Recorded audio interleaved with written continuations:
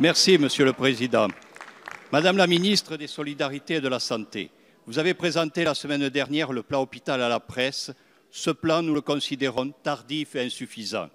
Tardif car il a été présenté 8 mois après le début de la crise des urgences, de l'hôpital public et des EHPAD, et qu'il est arrivé au Parlement après le dépôt de la loi de financement de la sécurité sociale pour 2020, un comble de désinvolture. Insuffisant pour plusieurs raisons. La première, c'est que les infirmiers français sont parmi les moins bien payés des pays de l'OCDE et que votre réponse à cela, c'est de créer une prime qui ne comptera ni pour la retraite ni pour le chômage. Et que cette prime de 66 € mensuels sera réservée aux seuls Parisiens. Une honte quand on connaît la situation des hôpitaux et des urgences ailleurs qu'à Paris. Dans ma circonscription à Saint-Gaudens, les urgences ont fermé leurs portes ce week-end car les infirmiers et les soignants, comme dans d'autres lieux en France, sont à bout. Leurs conditions de travail sont insupportables. Voilà la réalité. Ils réclament des réouvertures de lits, des hausses de salaire, des recrutements. Et vous leur répondez « soigne et tais-toi ». Pire, vous proposez des primes au mérite pour les motiver davantage. Madame la ministre, aucun infirmier, aide-soignant ou médecin ne manque de mérite dans ce pays. Allez-vous entendre raison et proposer des mesures à la hauteur des attentes des soignants? La parole est à Madame Agnès Buzyn, ministre des Solidarités et de la Santé. Merci, Monsieur le Président. Mesdames et Messieurs les députés, Monsieur le député Joël Aviragnet, nous avons déjà eu cette discussion. La dernière loi sur l'hôpital public, elle date de 2008, c'est la loi HPST. 11 ans. 11 ans de dégradation continue. J'aurais aimé que des gouvernements investissent un grand plan d'investissement.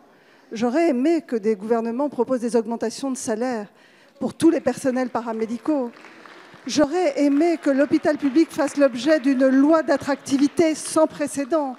J'aurais aimé qu'on repense la gouvernance, les organisations. J'aurais aimé, en arrivant, ne pas trouver 1 milliard de dettes hospitalières.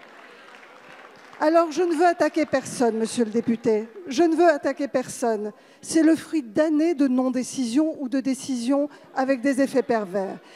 Je me suis attelée à une réforme d'envergure de notre système de santé pour que l'hôpital ne soit plus le réceptacle de tous les dysfonctionnements d'un système de santé qui n'était plus adapté aux besoins des personnes âgées avec des maladies chroniques. J'ai fait la réforme Ma Santé 2022 qui vise à lever le numerus clausus, qui va permettre des délégations de tâches, préserver du temps médical, qui va permettre de refinancer et de réactiver des hôpitaux de proximité qui vont rendre les services dont la population a besoin en proximité. Et oui, je fais un plan ambitieux que le Premier ministre a présenté mercredi dernier pour l'hôpital public, car il ne peut plus attendre que ces réformes portent leurs fruits. Il ne peut plus attendre 1 an ou 2 ans. J'ai répondu aux demandes des hospitaliers, j'ai repris leurs contributions. La dette empêche l'investissement, la dette massive empêche les hôpitaux d'investir, de recruter, d'être attractifs. Ce plan d'investissement, ce plan qui va reprendre 10 milliards de dettes sur 3 ans, 1,5 milliard d'argent nouveau, frais, pour mieux payer les personnels. C'est cela qui va permettre à l'hôpital d'être de nouveau attractif avec un plan sans précédent d'investissement. Je vous remercie. Merci, Madame la Ministre. Monsieur le député. Madame la Ministre, Albert Camus disait que mal nommer les choses, c'est ajouter au malheur du monde. Or, votre plan, je suis désolé, malhonnête. C'est un plan com, pas un plan hôpital. Car vous annonciez 300 millions d'euros fléchés dès 2020 vers l'hôpital, mais il n'y a que 200 millions dans l'amendement du gouvernement.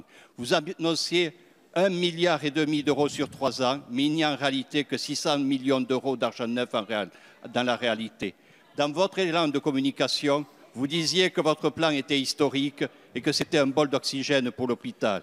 Il fallait Merci, monsieur le député. La parole est à monsieur Mathieu Orphelin.